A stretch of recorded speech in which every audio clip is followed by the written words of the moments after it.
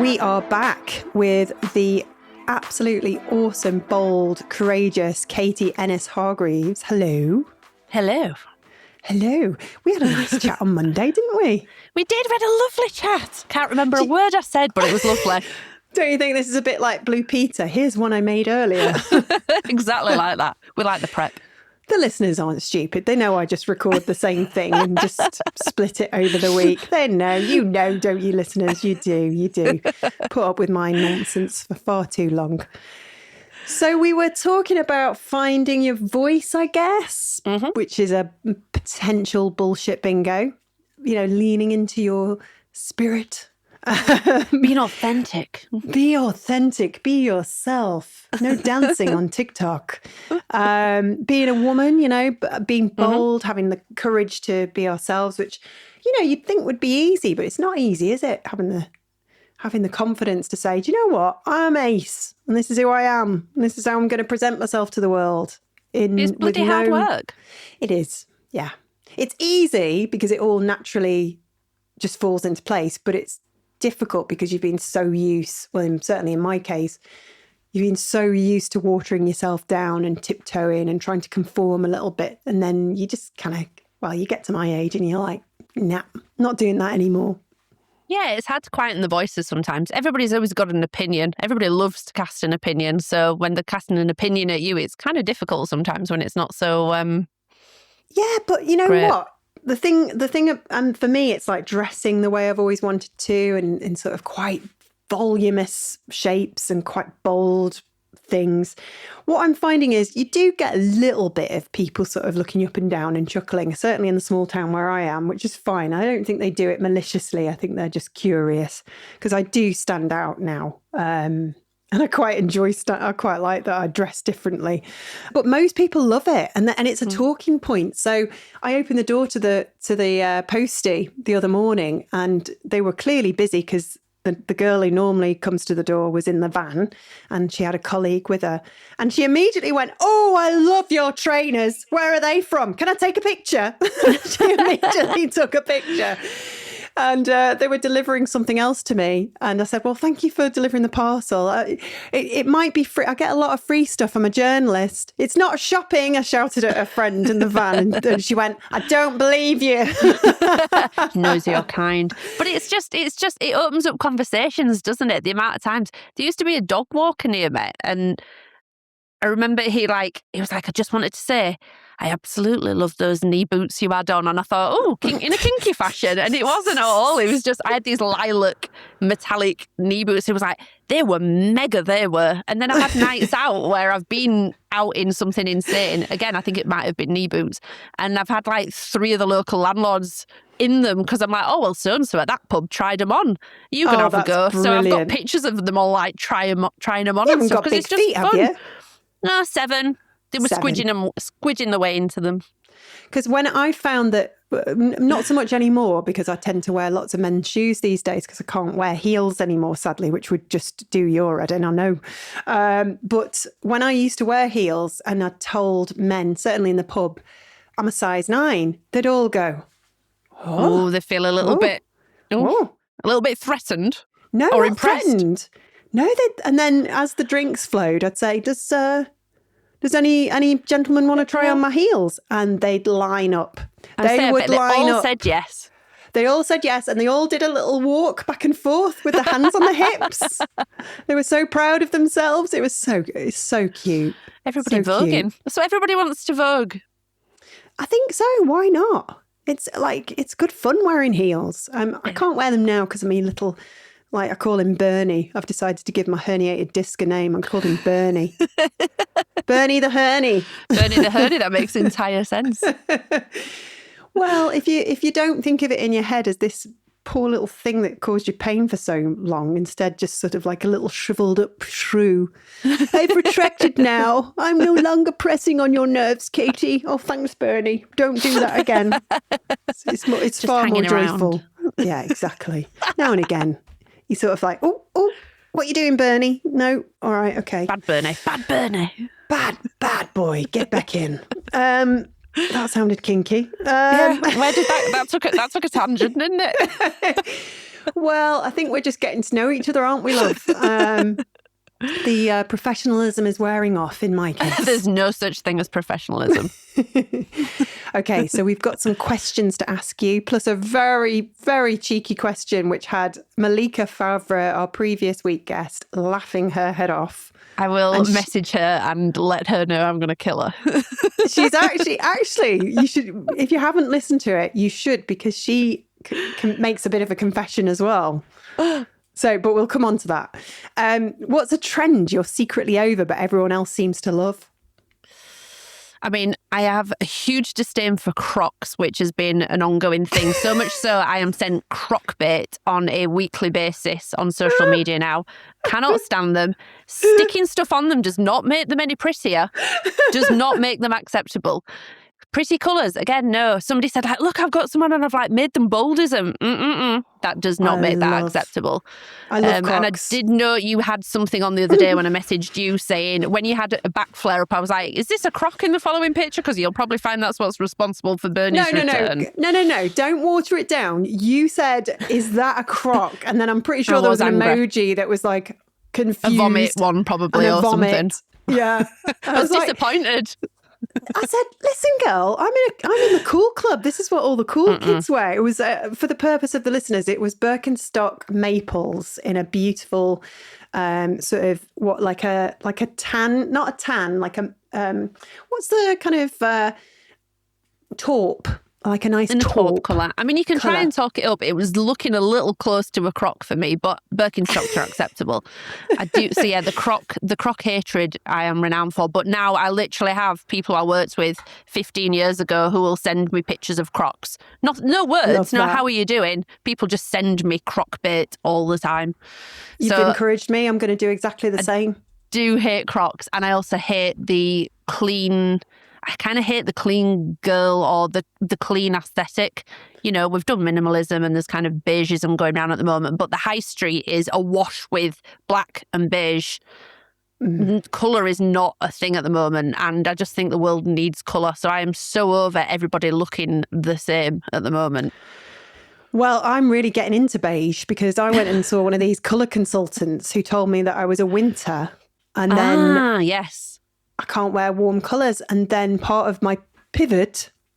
Your pivot? My pivot. I said, sod that and a bag of crisps. I'm going to wear beige. But if you wear beige, you wear stylistically chosen pieces of beige and you wear interesting cuts. And it is done with thought behind it, not general beigeism. Yes, like I'm wearing this like very simple top. I can't remember where it's from, but it's got these, you can't probably see, but it's got this little detail that comes down.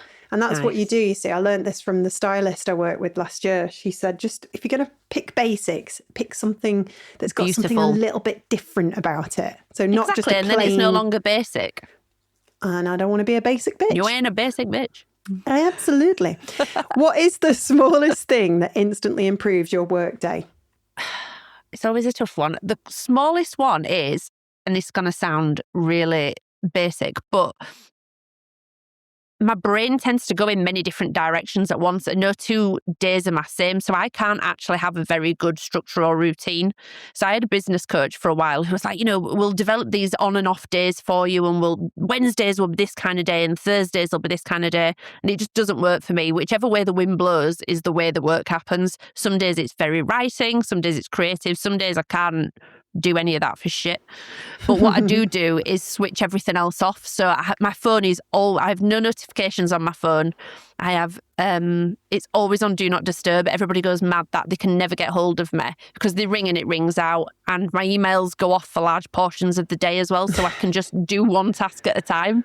Otherwise, I will find myself distracted, then reading an email, then jotting down an idea, then doing something else. And before I know it, there's 6 active things happening at the same time. So I have to limit myself. So switching stuff off to focus, I think. Very good. Love it. It's a good bit of advice. And speaking of advice, what's one piece of advice you'd ban from the creative industry forever? Fake it till you make it. Hate that one. One piece of advice I do remember that stuck with me, though, from one of my previous creative directors, and I've had some amazing creative directors over the years, such a mixture as well. One was, don't forget to look up, which is a good piece of advice, because we tend to, we get told, we try and be in our lane, we try and focus on what we're doing, but every so often you do need to look up and see what else is going on and what's happening around you.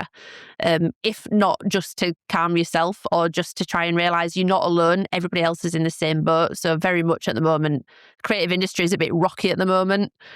So being able to realise you're not the only one in it and reaching out to people is a really important thing to do, I think.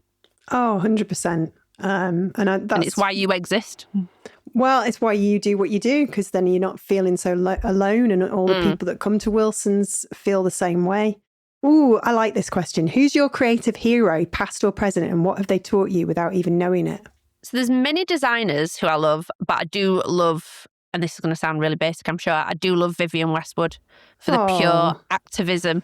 And, Vivienne Westwood said, I'm not a fashion designer, I'm an activist. And I think that's true. You can cross and mix discipline. And I think always so inspiring. Yeah. So I do love a bit of Westwood. A bit of Westwood. She was amazing, wasn't she? She was. And got so much stick for what she wore. Yeah. So much judgment, so many people, so many naysayers again, but powered on. And did amazing for sticking to her principles. And her vision. Absolutely. And she wasn't everyone's cup of tea. That's the thing I really learned from Vivienne. She didn't, I can't speak for her, but I'm pretty sure she didn't care. She never tried to mass market. No. And actually from doing that and leaning into what made her special and unique, she ended up as successful as she did. So she also said things like, I'm the proof you can't throw away tradition. Wise. I know. God, to be able to go back in time and have an actual dress made for your body by Vivienne, be in the room while she's like getting the pins and so on. It'd be amazing. I've got a few pieces that I absolutely love. Strange shapes and silhouettes and cuts again. Yeah, I adore. She's a true punk.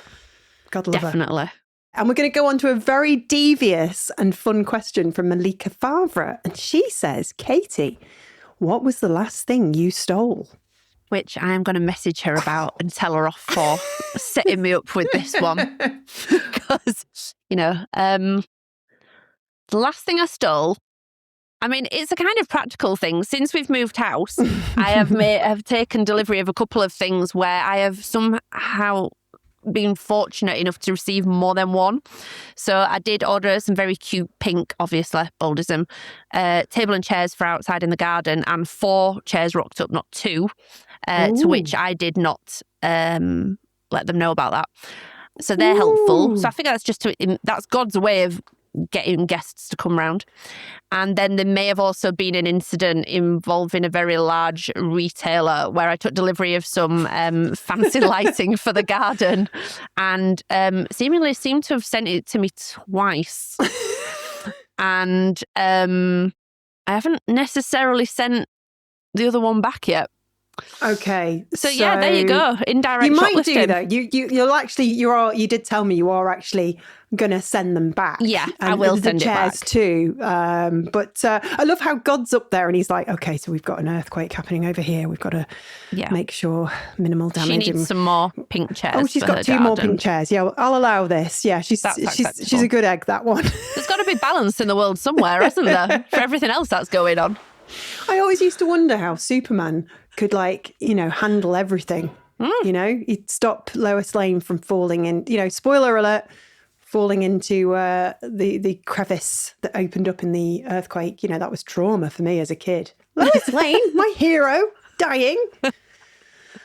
Oh, he was a busy guy. Oh, well, he made the world turn backwards so he could go back in time and save everyone and everything, including her. And on another level, I'm being gifted somehow with pink and bold items, which just goes to prove I'm on the right path. This is how I'm justifying it to myself, as you can see. Well, 2 Hail Marys and 5 Our Fathers and you'll be fine. Being an ex-Catholic, yes, that will be the MO. Well, same. Oh, Well, the last thing I stole was a block of marzipan when I was a teenager because I was probably stoned. But there you go. Munchies will do that for you. I mean, of all the things, marzipan for the munchies. I have like a little bottle of almond flavour. And now and again, the thing I really love to do is just go to the cupboard, screw off the thing and just... I think that's the problem you need to get looked into. I love almond. Anything to do with marzipan, any of that kind of flavour, cherry bakewell tart. It is just, and at Christmas sometimes, although I try not to, because otherwise you find that the whole bottle's gone by the end of the season. What's it called? Amaretto. Oh, yeah. Amaretto biscuits. Lush. You name it. And my mum will always, bless her, make a traditional Christmas cake. And she knows I hate Christmas cake, but she knows I love the marzipan. So she will just save me a bit of marzipan. Make the marzipan. I mean, there are worse things to be addicted to. I think it's a healthy obsession. Yeah, you just got to find me a perfume. Well, yeah, 100%. Now, what is your question for our next and final guest of the season? Oh my goodness, we're nearly there.